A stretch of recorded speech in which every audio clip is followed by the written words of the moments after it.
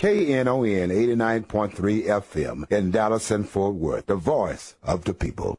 Business owners, tell KNON's listeners about your business. You can put your business or event on KNON. KNON currently has space available to run announcements for you. Tell KNON's listeners about your goods, services, nightclub, concert, or event. Help keep the voice of the people on the air while putting your information on the air.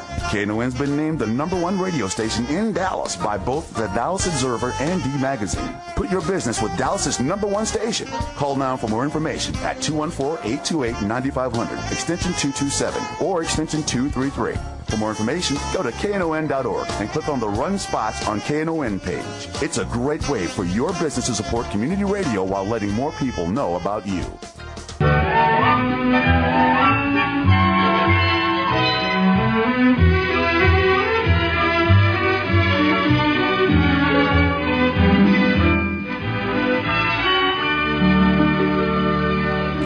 And good afternoon and welcome to Lambda Weekly. I'm Dave Taffet and I am here in the studio with Lerone Landis and the late Patti Fink, who, on time today, I didn't even get my I'm running a little bit late phone call. You know what? Maybe Patti has turned over a new leaf. She was on time last week also. I don't think so. You're not going to give her that much credit? Nope. Oh, you're going to say she had a New Year's resolution?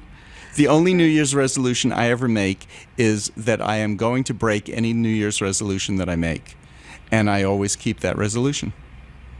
That's a great way to go. I think it is. So You'll Patti, always win. Did you even make any New Year's resolutions about your tardiness? Why bother? I'm not going to say because I always jinx myself. Well, you're off to a great start if you didn't. Why bother? Really. We do have a guest today. He is on his way, we think. He spoke to Patti earlier this morning just to double check our address. So, we moved. People are used to us being in Oak Lawn. We hope he's here. Anyway, we'll be talking city stuff today. So, Lerone, you found a thing, and he's not finding it now. I'm not finding it now.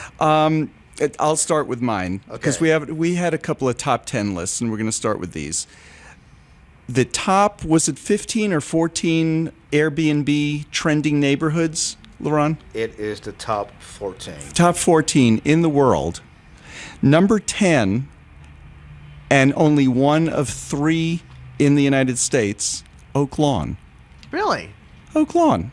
Top trending neighborhoods. Trending neighborhoods. For LGBT or for everybody? No. Airbnb. In general. This is Airbnb. They're trending rentals, meaning, New York City, some neighborhood might have always done well, but there's been a sudden upsurge this year. So all those big condos in Oak Lawn that are being rented out to people visiting Dallas. I'm wondering. That's what it sounds like to me. We were talking about it before the show a little bit, and this is what doesn't make sense.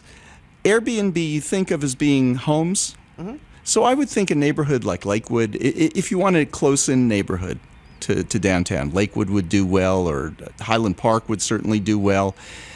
But Oak Lawn doesn't have many houses left. It's all apartments. I live in Oak Lawn. I have a lease. In my lease, I can't sublet. Condo associations are crazy frantic about that kind of thing. They don't want people just leasing in. So that's not going to work. So I don't know where it is in Oak Lawn that all these people are.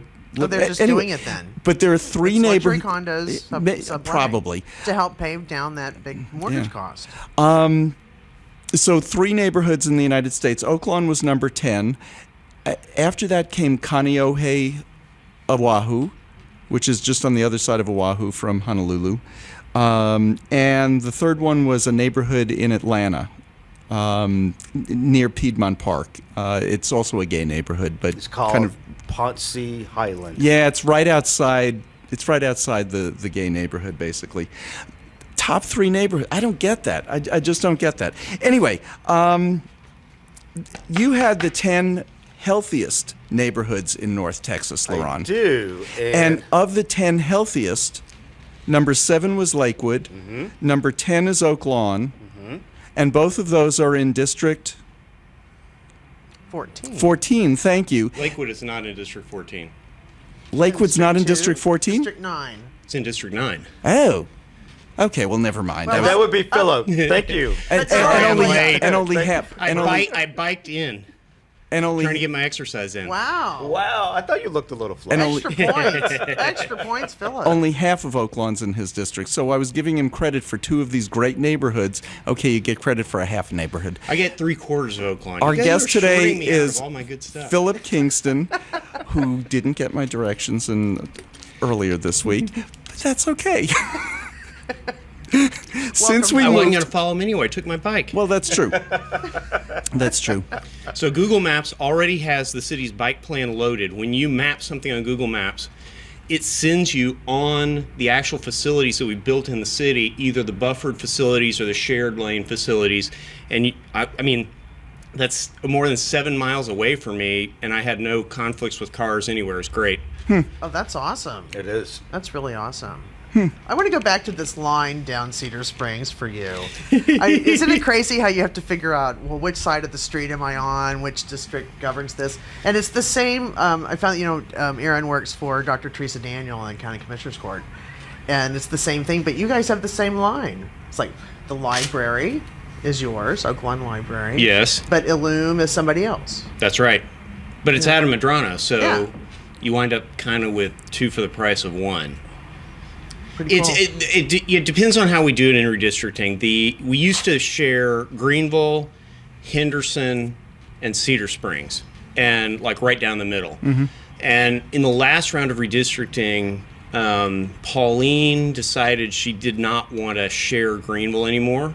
So I took in all of that, and she still has part of the neighborhood to the west, but Greenville Avenue is now 100% District 14. That was just something that she felt was important for her. I don't really understand why. Cedar Springs, we left the same. It's always been divided right down the middle of the street. Now, you know the history of why it was divided that way. No. It was I divided. only moved here in 99, David. Well, it was divided that way when they came up with 14-1, and it originally was not there. It was several blocks down, like on Reagan Street, so that Resource Center, the line went right through Resource Center, so Resource Center had 2 city council people. The reason it was done was because back in 1991, 92, when this redistricting was done, they didn't want to allow a gay person, since we're doing single-member districts, and Oak Lawn really was packed gay then. And it was a community of interest. And they wanted to make sure that no gay person could be elected to the city council. But it didn't work. Well, it didn't work course we got 2 because on one side that was a Hispanic neighborhood, we got Chris Luna to run, and on the other side we got somebody from East Dallas, Craig McDaniel, to run. So they got 2, and it was a big Well, Craig Holcomb came them. before McDaniel. I'm the first straight male to represent District 14. Really? Everybody always assumed it had to be an East Dallas female or a gay male. Wow. Well, because we had Valletta Lil in there, and then we had Angela Hunt. And, Right. Who were both gay men. Right.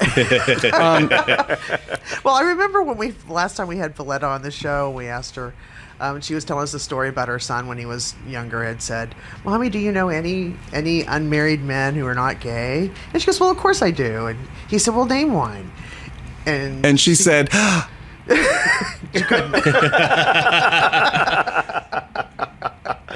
So I guess your theory's right. That's quite true. It hadn't hurt District 14 one bit, so...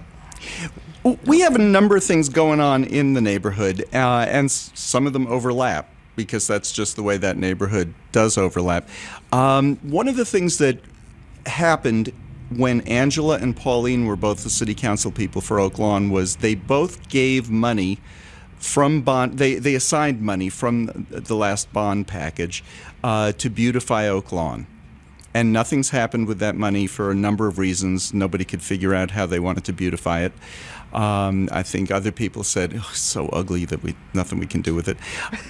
Okay, that was me saying it. Philip is looking at me in horror, saying, "Well, my side of the street's nice." It's not. It seriously needs upgrading, but the merchants...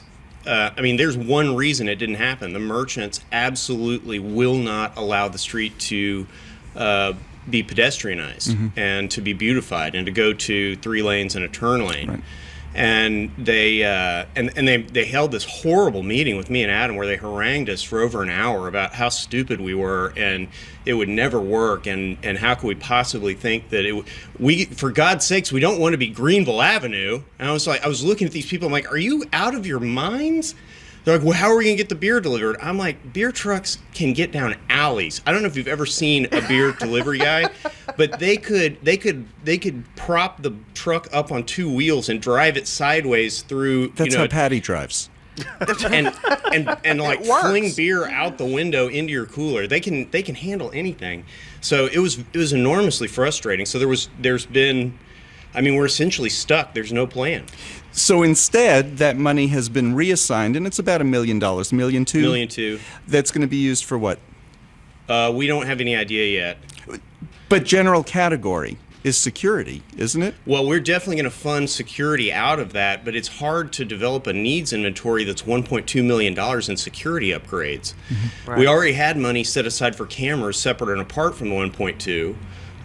We're buying a few more cameras, but essentially the task force, the LGBT task force, has a facilities or infrastructure committee that's going to give us some suggestions. Mm-hmm. But I mean, if we spent half of the money on that security, it would be... That's a lot. It's almost enough to hire private security for each patron on Cedar Springs.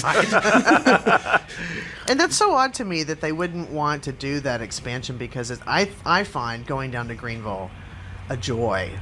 Because you can walk and there's lots of room to walk and you can feel safe walking.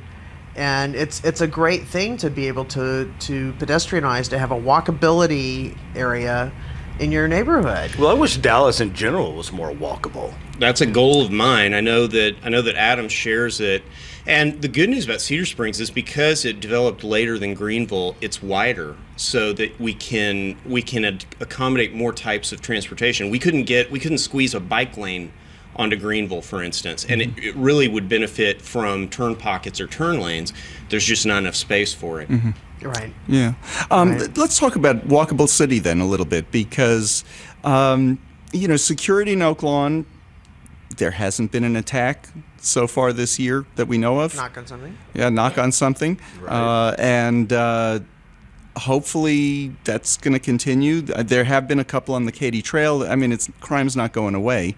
Some of the bars have hired private security. Some of the bars have done a good job of getting people to drive other people to their cars. Some people from the neighborhood have escorted bar workers and restaurant workers home from work.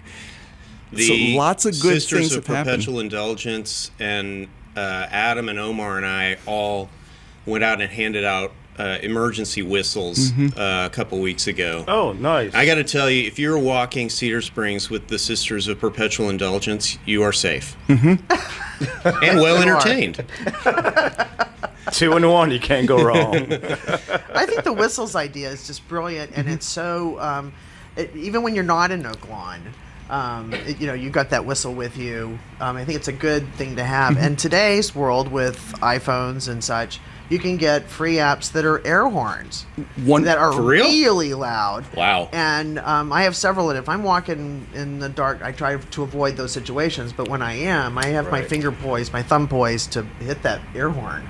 One of the last people who was attacked actually avoided some of his injuries because he dropped and held his hands over his head and started acting a little bit crazy, and it scared the guy off, or two guys that were trying.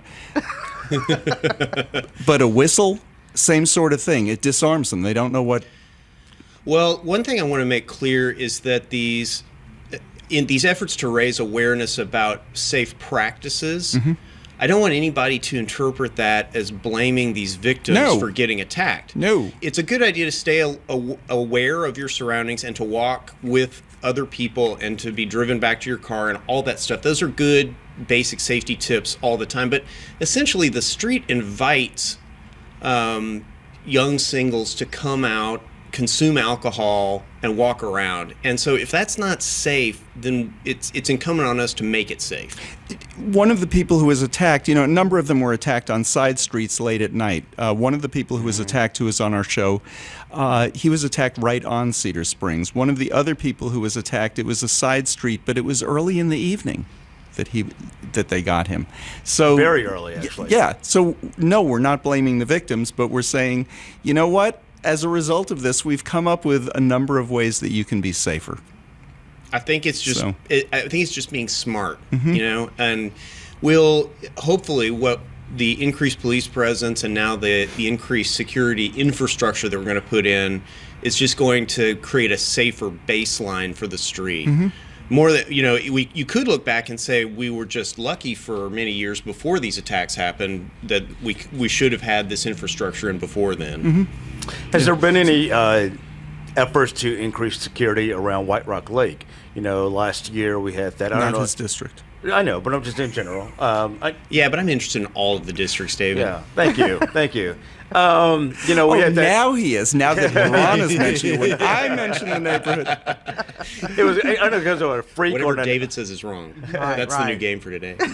the freak incident or an anomaly or whatever, but that guy jumped out and in the middle of the day and basically bludgeoned someone to death with a machete. So, that former football player. But I don't know, there's a need to be increased security around White Rock Lake? Yes. And that attack actually was north of White Rock Lake along the White Rock Trail in District 10, Adam McGugh's district. But it was the same week as that girl was abducted, That's right. raped, and killed. Right around the corner around the in my corner. precinct. Oh, my goodness, Patty. Yeah. And it's horrifying. The thing that it's interesting. I hate to characterize it as problems of success, but we're being successful in getting people into recreational areas and getting them on bikes and getting them to run and walk and use the trails. And by connecting the trails, it makes them much more usable. So we've never had to really think that hard about security on the trails. Now, the Katy Trail is kind of the vanguard, and we've done more security. We pay for more security there. We have better security infrastructure there. And we need to roll that out along the rest of the trail system because where people go, that's where people need security. And that's a dense area in terms of residential Extremely population. dense. We need to take a break. There is one trail. It's down in the design district that goes. What's The that one? Trinity The Strand Trinity Trail. Strand Trail. I don't want you to connect that. I'm the only one who uses it. It's getting And connected, I promise. It's delightful because a private one? Is It's that my what you're own saying? private trail. It does have that I field in thanked it. Pauline when she opened it. Seriously, if I go out bike riding for lunch, I'm the only one on it. It connects Ascension Coffee to the Slow Bone. It's everything you need. We need to Speak take in a terms of break. eateries. Our guest is Dallas City Councilperson Philip Kingston from District 14. We will talk to him about, walkable cities, about the library in Oak Lawn and what they're doing about the underwater parkway. A couple of other things. And the Stick with standing us. wave. Yes, the same And the way. wave, yes. and Listeners at home can't see me narrowing my eyes. he doesn't like it. I asked Erin what it was, and she said it's a death trap. We'll be back with more Expensive right death after trap. this.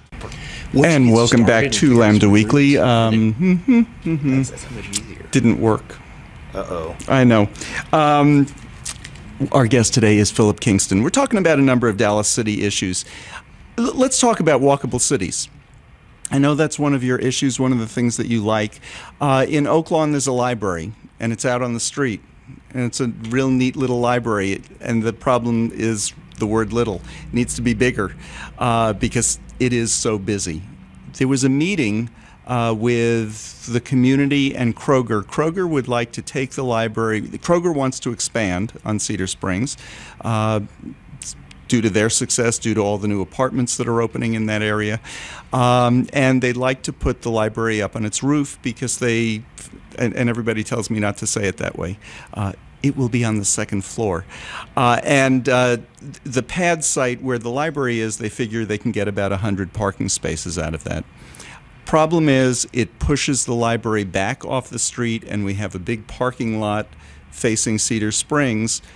That's not what we'd call a walkable city, is it? that actually moves away from urbanization, away from walkability. It would move the library back off the street.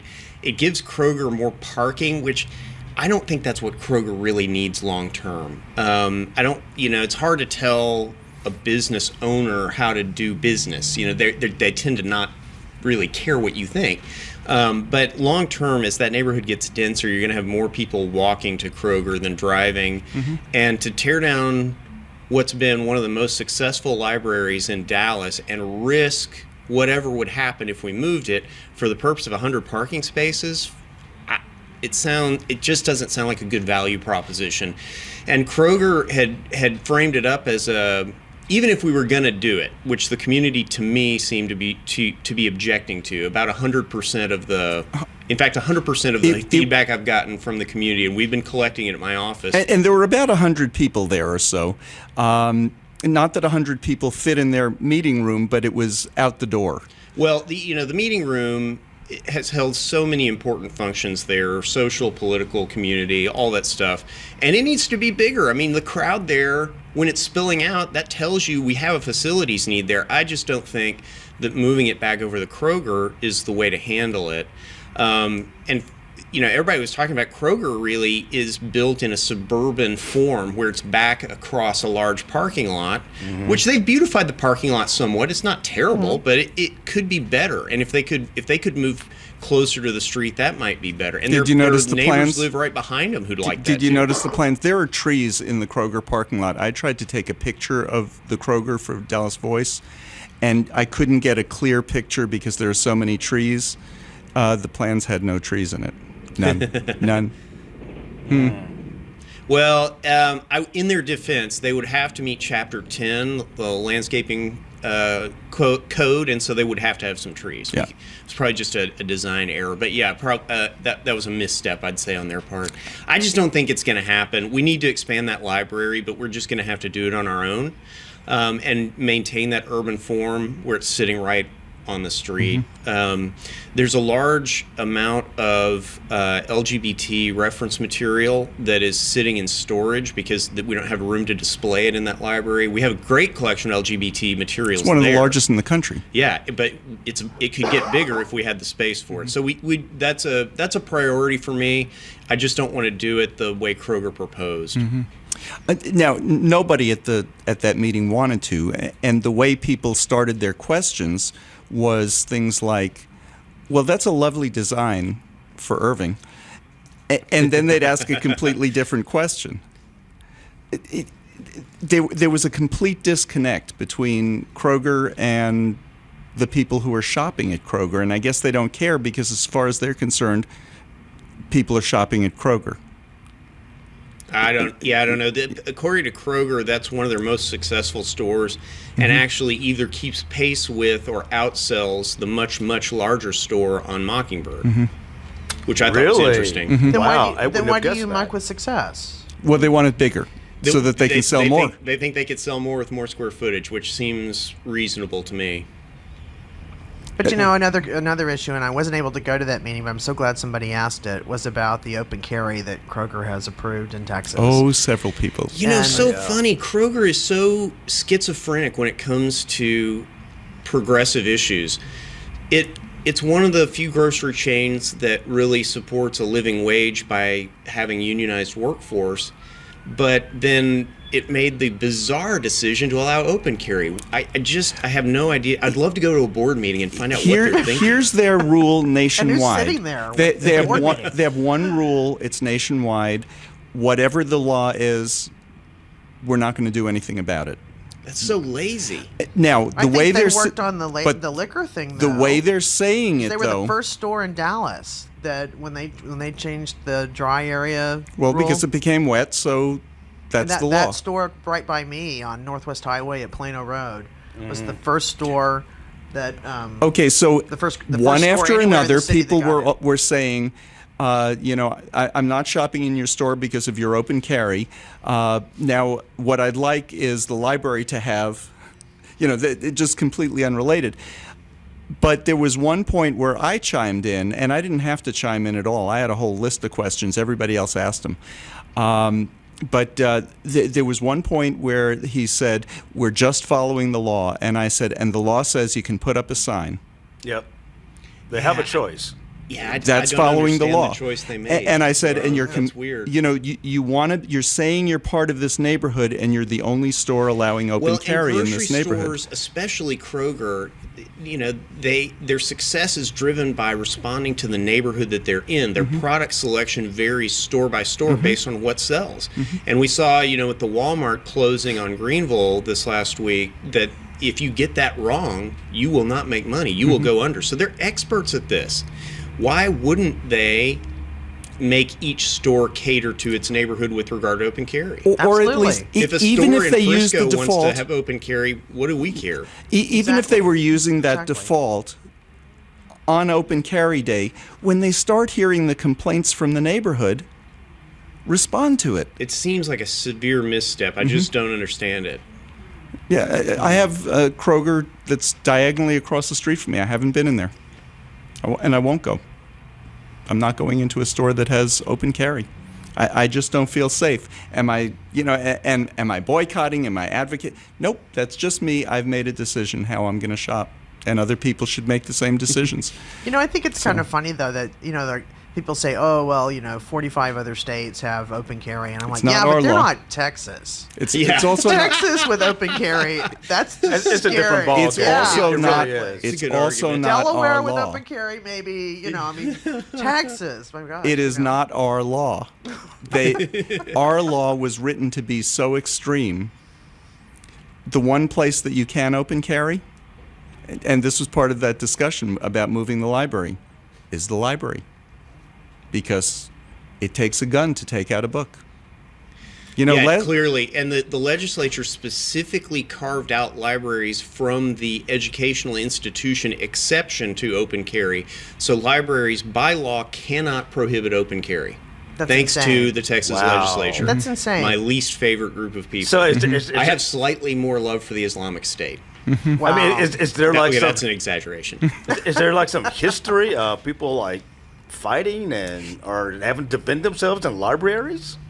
No, there's an activist group that lobbies the legislature that wants the least number of exceptions possible for open carry, and it's our legislature has just become hijacked by an extreme fringe group.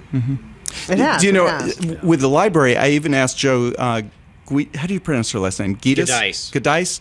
I asked her, and I said, Joe Gidice Clay, actually. You should hear her set. and I asked her about taking out books from the library, though. And I said, if I don't have a gun, will you give me a book for free? And she said, yes. Yeah, thankfully the system works, That's Yeah, the that way system that's the does. way it always has worked. You check out a book for free, you return it when you finish. Well, and the other crazy thing that the legislature did, and I mentioned this in a past recently, was that the legislature have a carve out for the 10 mental health hospitals in the state of Texas.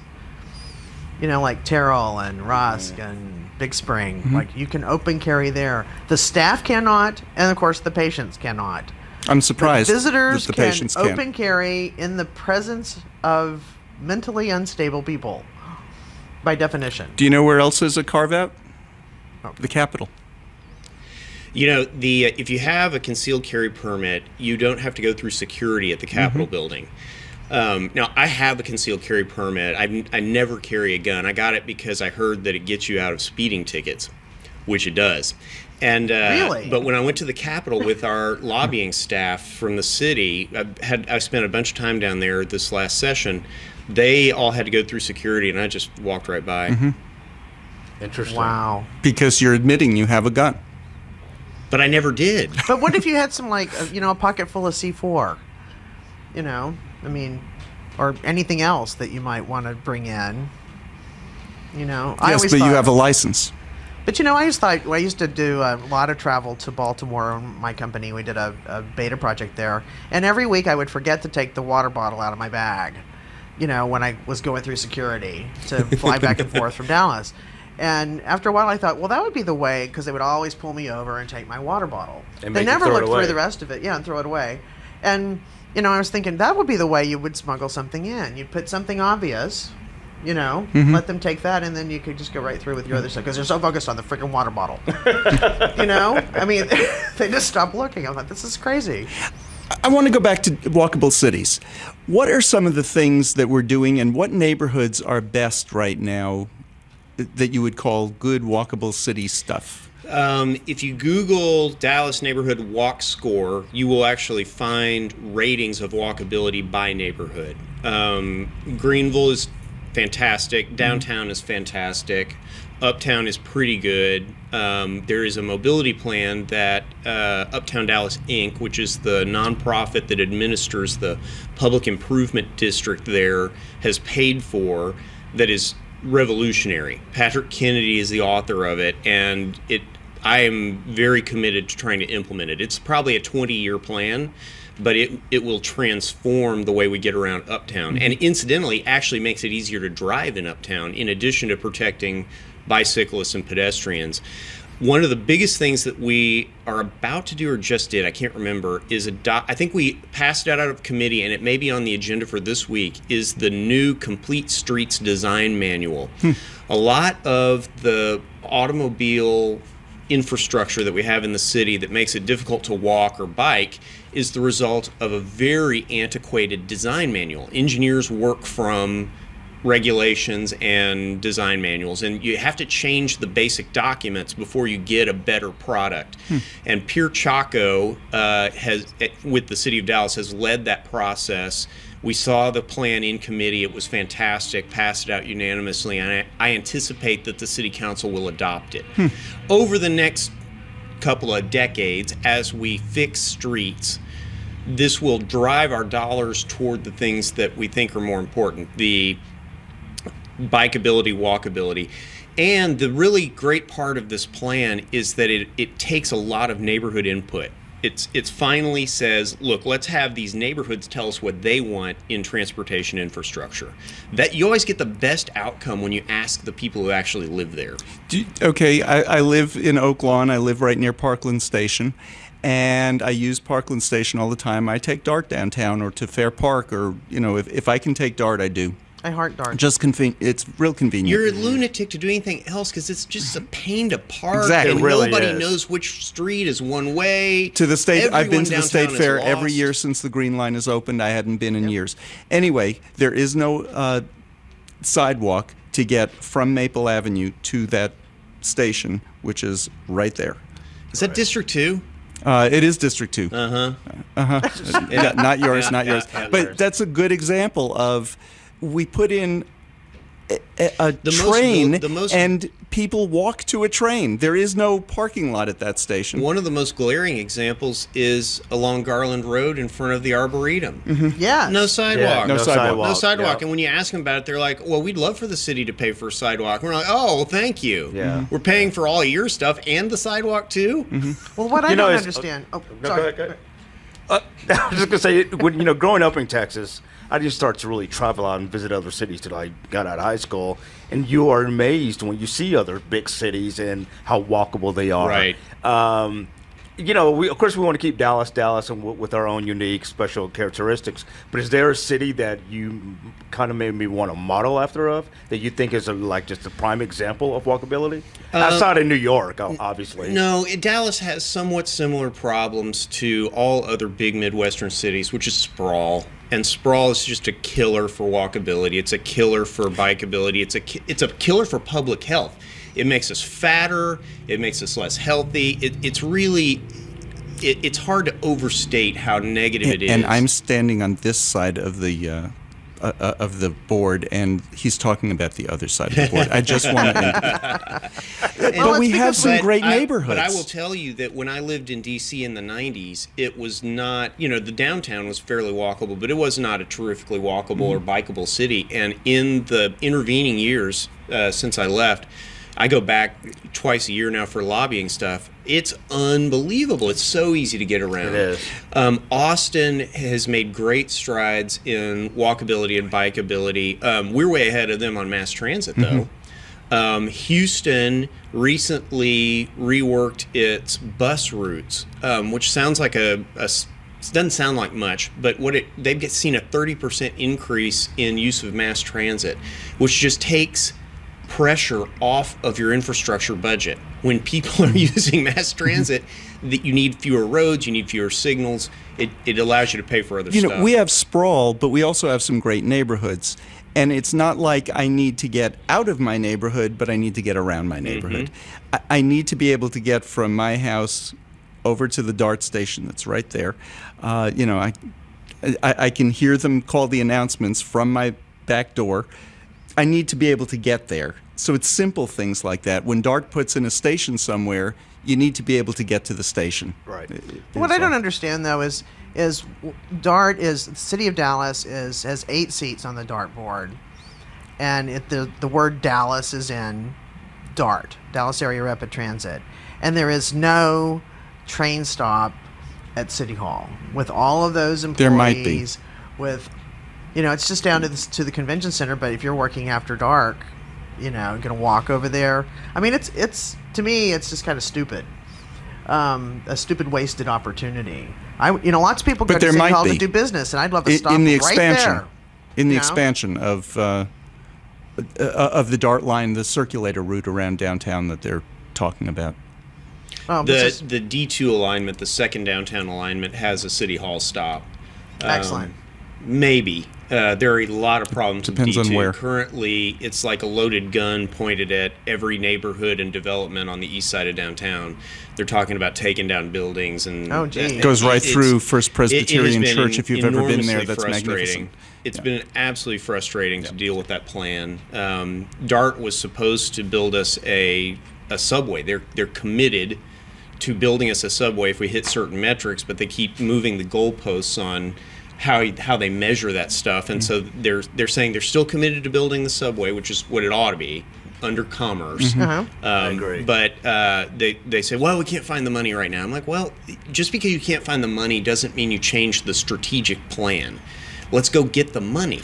That's the answer to that question. Isn't change the plan and tear down historic buildings and it's really, really frustrating. And I can imagine. The DART board, we're starting to turn it over a little bit, just kind of naturally. I'm anxious to see that become a little bit more progressive. We really screwed up. I mean, the thing that we should have done is gone it alone with no suburban partners at all and built whatever system size we could afford in the core, made that successful, and then slowly expanded it out as we proved our success with DART. And had maybe 8 or 10 lines within the city. Yeah, absolutely. That a few of them could have expanded. If Plano wanted one up there, then... But it's, it's funny. All that's hindsight. And back in the 80s, the argument that the DART advocates were having to have with people is, can you even do light rail in a sprawling Midwestern city? Because we all have to have our horse. And so I can look back with hindsight and said they screwed it up, but politically, nothing else may have been possible at the time. We need to take a break. You're listening to Lambda Weekly on 89.3 Knon FM. I'm Dave Taffet here in the studio with Lerone Landis and the late Patti Fink, and our guest today is Dallas City Councilman Philip Kingston. We'll be back with more right after this. This is Janice McCall from TCU, and I listen to the Lambda Week on 89.3 KNON FM, Dallas. Patient was rejected. You were going to apply. We're talking on mic. Yeah, we're on the air. Sometimes we just ignore these microphones. We forget anybody's listening. Right. And you're listening to Lambda Weekly on 89.3 KNON FM. I'm Dave Taffet here with late Patti Fink and Lerone Landis. Philip Kingston is the city council person for District 14 in Dallas. Lerone, you had a quickie question. Well, it's a DISD question. Yeah, my husband has worked in DISD for the past 15, 16 years, and he's been telling me in the past 3 years that he's noticing that his students, in the school, the student population is dropping every year. And now it has come out that last year alone that DISD has lost over 2,000 students, and that's due to more kids being sent to private school, in particular to charter schools. Just wondering what your take on it from city. Is that a bad thing? Well, I think it is a rule of polite society that one never criticizes a parent's choice of school for his or her child. But if the legislature is not going to increase funding for public education, then it is very easy to argue that every dollar that goes to a charter school is a dollar that came out of public school. And that very much concerns me. I want to see DISD succeed. If charter is something that the state wants to pursue, then it needs to fund public schools fully and completely and then fund charter schools separately. The current funding structure is unfair. It's not equitable. It's not aimed at the poorest kids or the kids who need the most in terms of public education. It's been interesting. It's not a small shortfall. It's huge. It's a huge. Billions a year. It's huge. Yeah. Well, and my DISD board member Mike Morath just stepped down so that he could become the TEA commissioner, which I think is the first smart thing Governor Abbott's done. But there's an exciting race to replace him, and I think that I'm backing a candidate who I know to be very, very committed to public education. It's been interesting, the debate in South Dallas, that there are so many charter schools in South Dallas that they're worried that there won't be public schools for kids to go to if that's their choice. I think it's a valid concern, David. I think so too. I think I think that there are schools down there that are, for one thing, DISD has a performance problem in certain areas, no question.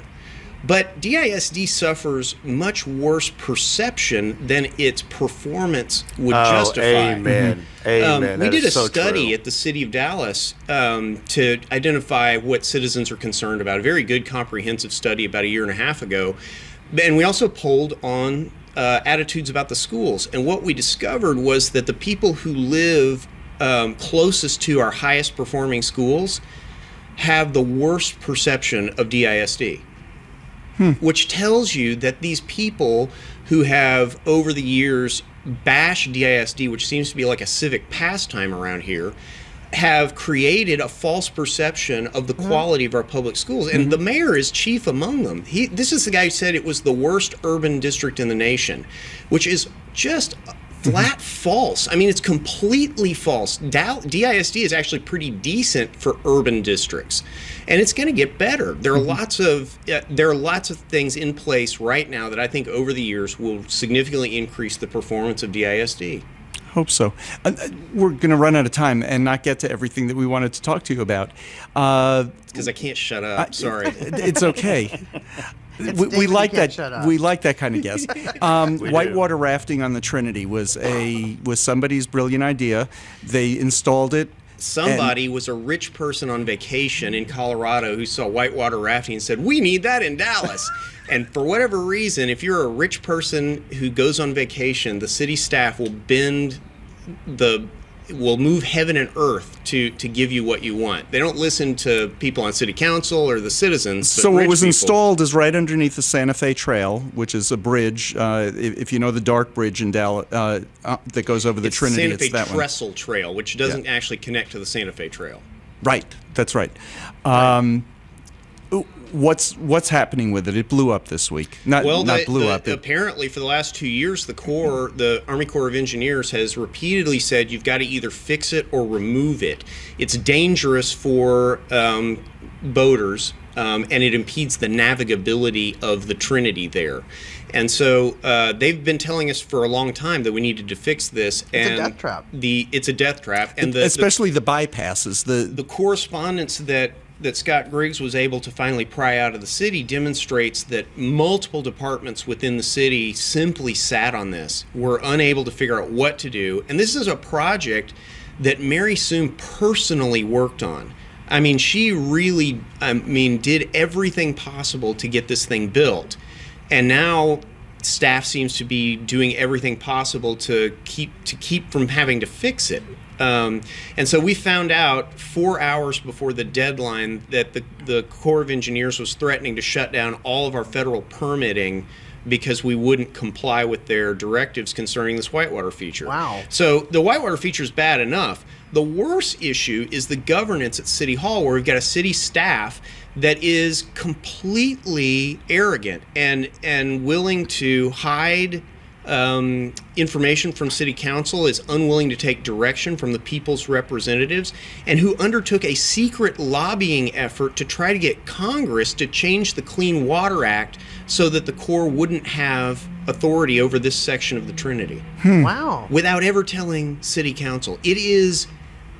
You'll see more coverage of this. This is a big story. It's not going away. It should result in people losing their jobs. It should. No question. It should result in people losing their jobs. Yet I talked to the mayor yesterday morning. I said, hey, are you wavering on AC? And he's like, well, no, not over this. I think he's severely miscalculated the importance of this story. Have you ever taken the Charles Allen's canoe trips down the Trinity? Yes, I have. I have. Have either of you? No. Oh, it is magnificent. You look at the Trinity when you're driving over it on one of the highways, and you go, filthy. It is. It's not that it's filthy. It's just so tiny. It isn't. Not when you're in a canoe and beyond downtown. It is magnificent, and you can't get to beyond downtown because of this whitewater death trap. Well, you have to take out and do what we canoeists call portage around the feature. You have to walk around it. You have to put back in downstream. Oh, wow. And they had built an entrance to the Trinity up around the Anatole and an exit down on South Loop 12, and there isn't one to get around this thing. It's a death trap. Anyway, so there'll be lawsuits also against the company that designed this. The city has told the Corps that our solution is to sue the designer. The problem is the designer gave us a design that Mary Soom then value engineered the heck out of, so that what we built is not exactly what they designed. Oh, that kind of leaves you out cold. It really does. Could. Let's stay in the Trinity River, which has flooded 4 times this year. 3. Well, it depends on how you count it. Has it been flooded as many days as it has been not flooded? I'm not I think sure. It's close. Are we still building a highway through it? I hope not. I don't. I wish I had more positive news to report. There's a group that was appointed. The mayor, in secret, appointed Sandy Grayson and Jerry Thompson to oversee the management of the Trinity Toll Road project. And one's for, one's against, right? Yes, more or less. And so then when the morning news asked what happened to the Citizens Oversight Committee that the Beasley Plan called for, they hastily put together the Citizens Oversight Committee by allowing Sandy to pick 3 people and Jerry Thompson to pick 3 people. So now instead of 1 for, 1 against, we have 4 for and 4 against. Yes. That works well. My application for that committee was rejected. I can understand that. As a matter of fact, at one point there was discussion of whether the committee would even be allowed to talk to me, which I find kind of entertaining. Were they going to pass an ordinance? I don't know. I'm not sure how that was going to work. The anti-Philip ordinance. Wow. So can I propose it? The people who are against the toll road on this committee are very good people. Bob McFessel, Rafael Anchia, and Angela Hunt. Solid. And Ron Kirk is folks. Ron Kirk is on that committee too. Yeah, on the pro toll road he's on the pro side, but some good people on this committee. Well, on this issue, Ron is not a good person. Okay. We'll give him credit for other stuff, but on this one, he's pretty poisonous. Mm-hmm. So they're not going to have public meetings. They're doing all this stuff in secret. It doesn't look to me like the sort of process that leads to a democratic outcome. Yeah, Raphael and Angela aren't the type that put up with that kind of I hope not. stuff. I can't imagine them participating in a secret meeting and allowing it to be secret thereafter. Let's see what happens. I have great faith in those people. I need to call Angela and see Raphael if she's been going to invite very any strong on reporters this along. issue. I need to call Angela, see if she can bring a reporter along to her secret meeting. I'd be happy to go. There you go. There wasn't an anti-David ordinance yet, was there? I haven't heard of that, Okay, but it may but it be might that they hadn't thought of it yet. Yeah. Okay, so They will. So what is the plan for this thing? Last we heard over the summer, it was going to be a 2-lane road through the park. But then they said not really. Well, that's what I've always wanted, but I don't think that was ever the plan. We have the Beasley report, which what we're seeing now with these two groups is that the Beasley report is a little like scripture. There are many ways to read it, and we're going to be arguing over the definition of meandering. We're going to be arguing over the definition of context sensitivity and whether it serves the park or whether it serves traffic. And there was a great report by Brandon Formby, who is the best transportation writer working, this last week that said that the toll road, its own numbers, the traffic numbers they use to justify it, shows that it will make very slight improvements in people's ability to drive across Dallas without stopping, but will actually make traffic worse for those of us who live in Dallas.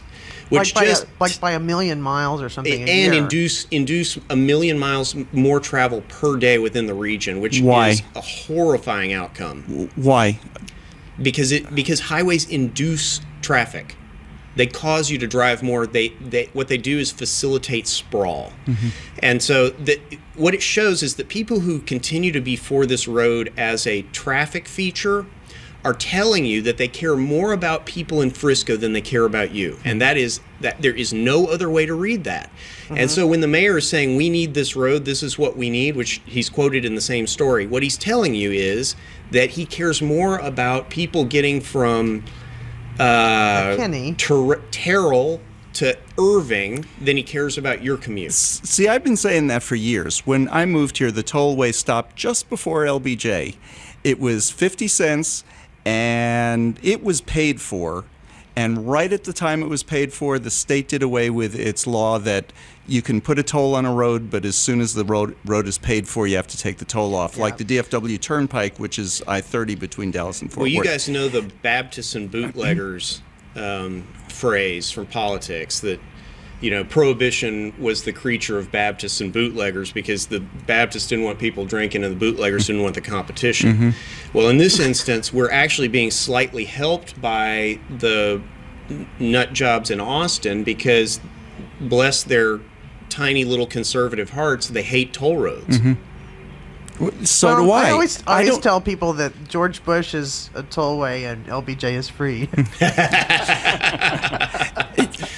But I hate toll roads too. I don't mind paying for the road, but once it's paid for, stop charging me. Yeah. I think that section from LBJ to downtown, why should we be paying for a road? It's not to Frisco anymore. It's like halfway up to Oklahoma now.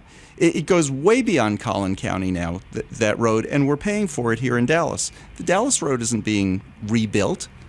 They're not widening it. They can't. There are walls. So we shouldn't be paying for that road. No, I'm should be paying as for roads old-fashioned as I can be about roads. I think that they're public infrastructure. Mm-hmm. They ought to be paid for in a transparent way with public tax dollars, and we ought to have a conversation about how much we spend on them.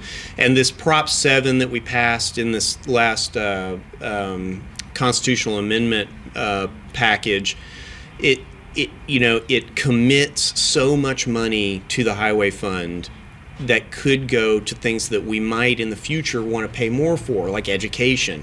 And it's just, it baffles me. Mm-hmm. And then with the governor saying that money has to go to the top 10 most congested roads in Texas, that's essentially just as anti-urban as you can get. It's basically the legislature, which is dominated by rural and suburban interests, just sticking it to the cities. Mm-hmm. I can't wait for the cities at some point to exercise their power. It's going to take a while, but.